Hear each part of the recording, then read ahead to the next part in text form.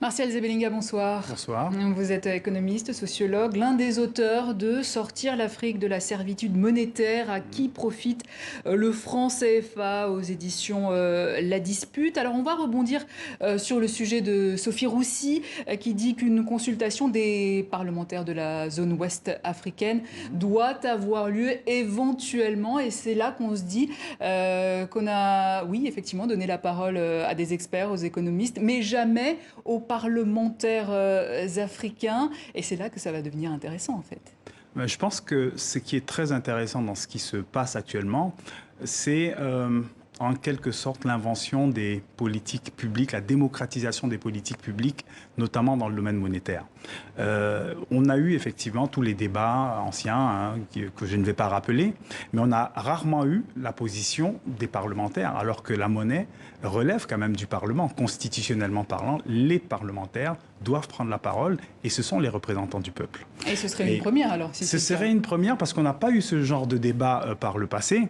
Et c'est une première qui va être assez compliquée puisque les pays d'Afrique de l'Ouest sont dans une dynamique de création d'un espace économique et monétaire qu'on appelle la CEDEAO. Et cet espace économique et monétaire a déjà décidé d'avoir une monnaie qui s'appellera l'éco.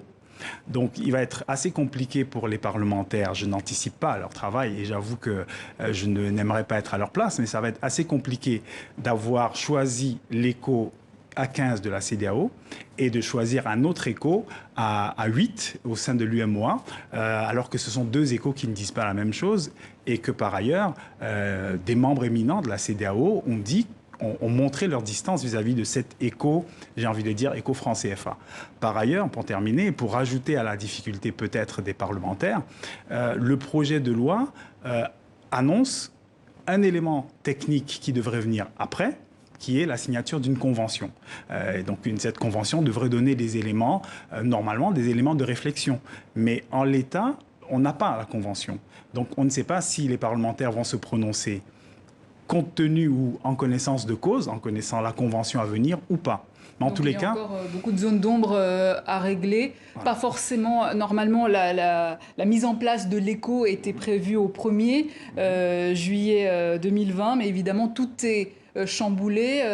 La faute au coronavirus, vraiment? Alors, je ne sais pas si c'est le coronavirus. C'est tous ces problèmes en réalité, qui restent à régler en fait et qui en ne réalité, le sont pas. Les processus monétaires de construction d'espace monétaire économique, ce sont des processus longs, ce sont des processus compliqués et difficiles. La véritable mouture qui est attendue, c'est la mouture de la CEDEAO, puisque son projet date de 1983. Il a été validé à plusieurs reprises par les États africains. Il est très populaire au niveau des populations. Et il faudrait que la CEDEAO dépose son projet sur la table. Et dans ce cas, on aura du grain à moudre. En tout cas, on sait que la crise du Covid aura des répercussions sur les économies du monde entier. En Afrique, l'annulation de la dette, le débat est revenu sur la table. Est-ce une bonne solution ? La question, c'est d'abord de savoir si c'est une solution. Parce que, comme vous savez, le Covid n'a pas créé la dette africaine. La dette africaine existe avant le Covid. Elle était à un niveau relativement acceptable. 60% en moyenne, en gros, pour 60% du PIB pour le continent africain. Le Covid va accentuer l'endettement, c'est évident, mais il ne crée pas l'endettement. Donc il ne serait même pas logique de faire de l'annulation la réponse au Covid. La pandémie appelle 3 niveaux de réponse. Il y a d'abord des réponses qui sont sanitaires, et les réponses qui sont évidemment économiques. Mais ce sont des réponses conjoncturelles. L'annulation de la dette, ça prend du temps d'annuler une dette. Or, ce dont on a besoin aujourd'hui, c'est quand même de l'argent frais. On voit qu'il y a 2000 milliards de dollars pour l'Union européenne, ou d'euros pour l'Union européenne, 2000 milliards de dollars pour les États-Unis. Certes, ce sont leurs économies, mais on pense qu'aujourd'hui, il faudrait à peu près 10% de PIB africain, c'est-à-dire à peu près 200 millions de dollars, pour remettre les économies africaines à flot. Donc c'est une question de liquidité. Il faudrait des instruments financiers nouveaux, ça c'est vrai, mais la question de l'analyse et de l'annulation de la dette ou du travail sur la dette, c'est une question qui est indépendante, qui mérite d'être traitée avec attention. Mais chaque pays a sa vision d'ailleurs. Pourquoi cette différence ? Chaque pays a forcément sa vision, puisque le niveau d'endettement n'est pas le même pour tout le monde. Un pays comme le Bénin n'a pas le même niveau d'endettement que le Sénégal, qui n'a pas le même niveau d'endettement que le Nigeria, qui a 28% de PIB, par exemple. Donc les pays qui ont un risque de surendettement seront pour l'annulation, comme le Sénégal. C'est très probable. Par exemple, et à l'inverse, le Bénin. C'est très probable. Et les autres pays qui sont pas, les autres pays vont privilégier l'apport de capitaux nouveaux. Et il aurait fallu une vision commune, c'est ça qui a manqué? Je pense qu'on aurait pu faire un peu plus panafricain sur la question. Une concertation peut-être plus approfondie aurait permis d'avoir une position commune.